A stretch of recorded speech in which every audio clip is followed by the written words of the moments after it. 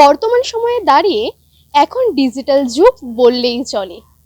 এখন প্রায় হারিয়ে যাচ্ছে বাঙালির আবেগ রেডিও, যা আমরা আগে সবাই জানতাম যে স্পোর্টস থেকে শুরু করে এন্টারটেনমেন্ট, আমরা সবাই সেটা রেডিওতেই শুনতাম। কিন্তু বর্তমান যুগে দাঁড়িয়ে কেন জানি না মোবাইল আসার পর থেকে, বিশেষ করে স্মার্ট মোবাইল আসার পর থেকে রেডিও হারিয়ে যাচ্ছে। কিন্তু এই আবেগটা কি জেগে উঠেছে বাঙালির মনে? বীরেন্দ্র কিশোর ভদ্রের মহিষাসুর মর্দিনী মহালয়া শুনেই আমাদের ভোর শুরু হয়। এই আবেগটা কি জেগে উঠছে প্রবীণ বা নবীনদের মনে? এবং সেই কারণে কি ভিড় জমছে রেডিওর দোকানে? রেডিও এটি কেবল একটি যন্ত্র নয়, এটি এক অনুভব, এক আবেগ, এক চিরন্তন স্মৃতির পাতা। মহালয়া মানে ভোরের মৃদু আলোয় ঘুম ভেঙে উঠেই সেই পরিচিত কণ্ঠে মহিষাসুর মর্দিনী শোনা। আর এই অভিজ্ঞতাটির সঙ্গে ওতপ্রোতভাবে জড়িয়ে আছে রেডিও, যা যুগ যুগ ধরে বাঙালির শারদীয় আবেগকে ছুঁয়ে গিয়েছে। চাহিদা আছে, এখন চাহিদা আছে। মহালয়ার আগে খুব বেশি চাহিদা থাকে, সবাই বাড়িতে রেডিওর মহালয়া শোনার জন্য সবাই আসতেছে। পুরোনো যেগুলো আছে ওগুলো ঠিক করতে আসতেছে, আর নতুন তো নিচ্ছেই।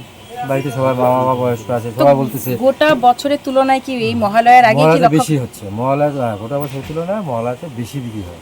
হ্যাঁ, মোবাইল তো নিচ্ছেই, নতুন প্রজন্মের তো মোবাইল নিয়ে ব্যস্ত থাকে, বাড়িতে টিভিও চলে না। কিন্তু বয়স্ক লোকেদের জন্য রেডিও সবসময়ই থাকে বাড়িতে।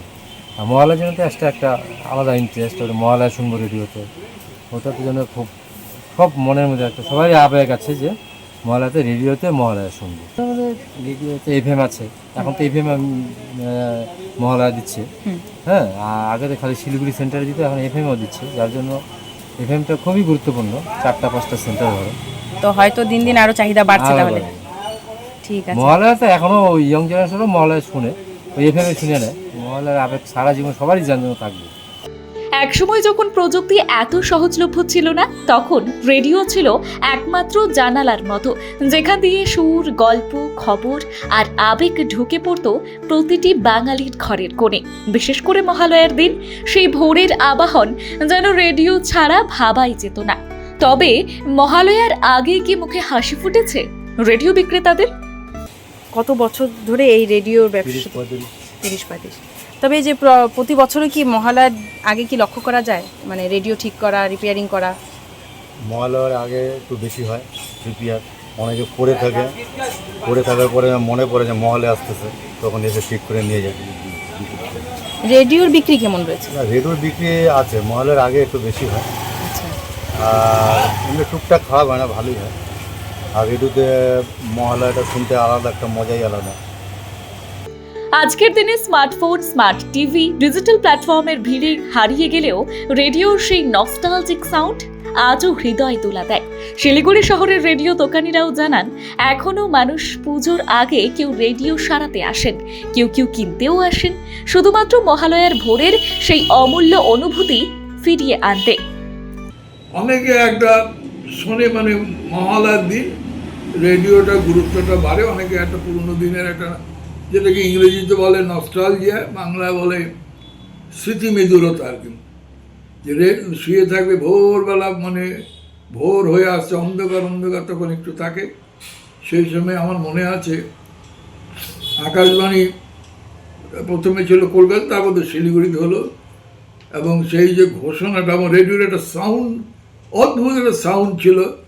আমরা বুঝতে পারতাম যে এখন আস্তে আস্তে ট্রান্সমিশনটা অন হচ্ছে। সেই হয়ে তারপরে যিনি অ্যানাউন্সার তিনি বলতেন আকাশবাণী শিলিগুড়ি না আকাশবাণী কলকাতা, এখন যে আমাদের যে অনুষ্ঠান হবে মহিষাসুর মর্দিনী, এটা অদ্ভুত রকমের মানুষের মনের মধ্যে এটা লেখা। আজও কিন্তু এত কিছু পরিবর্তনের মধ্যেও কম তো পরিবর্তন হয়নি।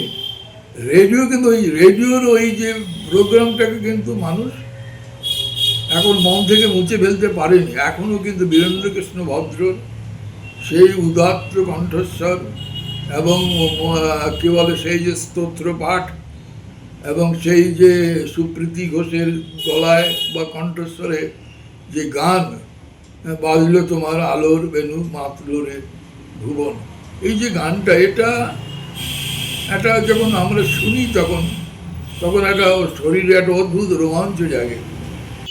তবে রেডিও যেন আজও বলে, আমি আছি, এখনো বাজে আমার মধ্যে সেই সুর, যেটা শুধু শব্দ নয়, আবেগ। আমরা কথা বলে নিলাম বর্তমানে এই সময় যারা রেডিও দোকানের মালিকরা আছে তাদের সাথে, এবং জেনে নিলাম বর্তমান সময়ে দাঁড়িয়ে নবীনদের মধ্যেও রেডিও নিয়ে সেমন আবেগ না দেখা গেলেও দেখা যাচ্ছে প্রবীণদের মধ্যে। তারা রেডিও সারাতে আসছে কিংবা কিনতেও আসছে অনেকে। ক্যামেরায় স্নেহা দাসের সাথে ঐশী বিশ্বাসের রিপোর্ট, খবর শিলিগুড়ি।